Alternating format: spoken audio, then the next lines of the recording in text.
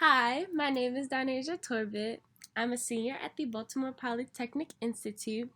I conducted my research in the Direct Lab, and my research is based on analyzing the contributing factors of pulmonary hypertension. In today's presentation, I will be covering the pulmonary circuit and which system I focused on, what exactly pulmonary hypertension is and the progression of the disease, what cells are impacted by pulmonary hypertension, my research rationale and aim, the methods I used, the results that I produced from experimentation, and possible future work and implications for my research. The cardiovascular system, also referred to as the circulatory system, is a large organ system that allows for the circulation of blood and transportation of nutrients. The system is mainly composed of the heart, blood, and blood vessels. The blood is circulated by the heart to other parts of the body.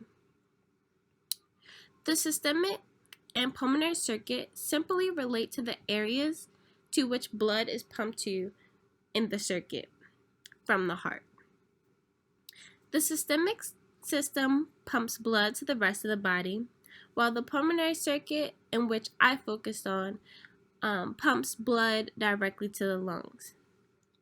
So these systems are important because many different diseases can arise due to complications in the circulatory system, and the one I primarily focus on is pulmonary hypertension. There are different stages for being diagnosed with pulmonary hypertension. Before being fully diagnosed, patients remain in the prehypertension stage. Prehypertension is when your blood pressure is higher or lower than the average or normal. Blood pressure is measured by the force of the arteries relaxing versus the force of the arteries constricting. People diagnosed with prehypertension will most likely develop hypertension unless there is a healthy change in lifestyle and/or their diet. Hypertension is developed after living with prehypertension for a while and is defined as a long-term high blood pressure. About 1 in 3 adults are affected by hypertension, and those impacted have damage to their circulatory system. So as I mentioned before, the type of hypertension that I conducted research on was pulmonary hypertension. Pulmonary hypertension is a type of hypertension that specifically causes high blood pressure in the lungs. The high blood pressure effects are measured specifically in the arteries, and the disease can lead to heart attacks, stroke, and kidney failure. The damages from pulmonary hypertension occurs in the pulmonary artery. The artery specifically carries blood to the lungs, and its walls consist of 3 important layers. The innermost layer, containing endothelial cells, is in direct contact with the bloodstream. The middlemost layer contains smooth muscle cells, and the external layer is made up of connective tissue to support the vessel. As mentioned in the previous slide, the 2 main cell types impacted by pulmonary hypertension are endothelial cells and smooth muscle cells. Endothelial cells serve important functions such as when you get a paper cut, they migrate to the wounded area to support the healing process. This is similar to them performing angiogenesis because in times of injury they cause new vessels to sprout from pre-existing ones. Lastly, they have important contributions to vascular development. Smooth muscle cells have special contractile properties that allow blood vessels to contract and relax. It also secretes deposition, which can be elastin or collagen, to interact with proteins in the blood vessel. We look at these specific cell types to figure out how they lead to vascular remodeling in pulmonary hypertension. Vascular remodeling occurs in the arteries and vessels. It can lead to increased cell proliferation, and remodeling causes the walls of the vessels to narrow or thicken. It is mostly caused by smooth muscle cell damage, as they can no longer secrete certain things, and endothelial cells react differently to injuries. My research aim. We know that pulmonary hypertension shortens the lifespan of its patients and can oftentimes be a hereditary genetic mutation in a bloodline. My aim is to derive an approach that will help us analyze the most prevalent factors concerning pulmonary hypertension, and from this approach, hopefully derive a treatment that will help pulmonary hypertension patients. We created an animal model which included two different mice types. So there was a mutated mice with a specific mutation that impairs HIF2 alpha and is recognized by von Hippel-Lindau. These mice exhibited similar symptoms to pulmonary hypertension patients, whereas the control mice had no specific mutations. And when the arteries were explanted from the mice, they were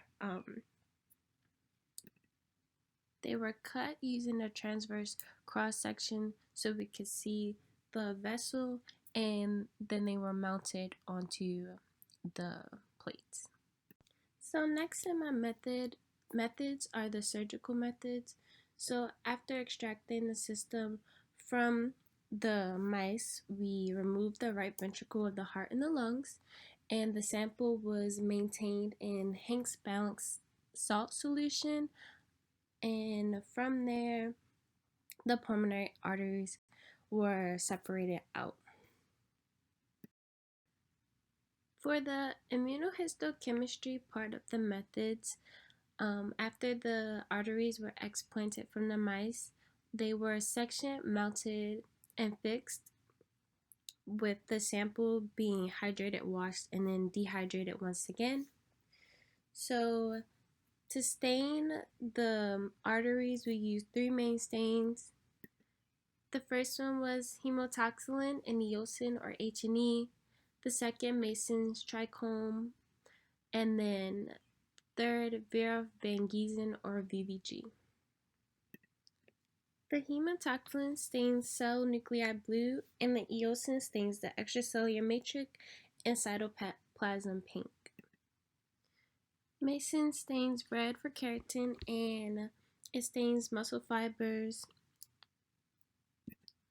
also in red, whereas though it stains blue for collagen. And VVG stain was used to identify the presence or absence of elastic fibers in the tissue, not clarified by the H&E stains. So here are the images taken of the control mouse vessels. In the top left is a Mason stain in 10x. On the top right is a H&E stain, also in 10x. In the bottom left is a VVG stain, also in 10x. And there is an H&E stain in 40x on the bottom right. The three images with the blue arrows show exactly the vessel in the image, and they're all the same vessel in three different stains. The H&E stain in the bottom right at 40x shows more of the structure of the vessel, and we can see the specific cells that we're aiming to look at in this image. So here are the mutated mouse vessel images that were taken. The Mason is still in the left top corner, the H&E in the top right, the VVG in the bottom left, and the H&E 10x in the bottom right. And here we're just looking at a different vessel from the mutation in the mouse that we extracted. Also, the blue arrow shows the specific vessel that we are looking at in this mouse, and then the 40x H&E also shows more of the structure of that vessel. So for my results, we observed that both of the pulmonary arteries from the mutated and control mice were relatively around the same size observably. They were both small. Um, Both of the vessels were surrounded by a lot of collagen. We could see that some of the arteries were filled from blood cells, from sectioning, and going forward, the alignment in the endothelial cells and smooth muscle cells is a focus to tell us if the genetic mutation in the mutated mice have any effect on the disease at all. For my future work and implications, it is a primary focus to analyze the endothelial cell and smooth muscle cell alignment in the specific mutation we noticed in the mutated mice. And being able to confirm that will help us derive a treatment for pulmonary hypertension patients and help us target any mutated factors that occur in these patients. And finally, here are the references that I used.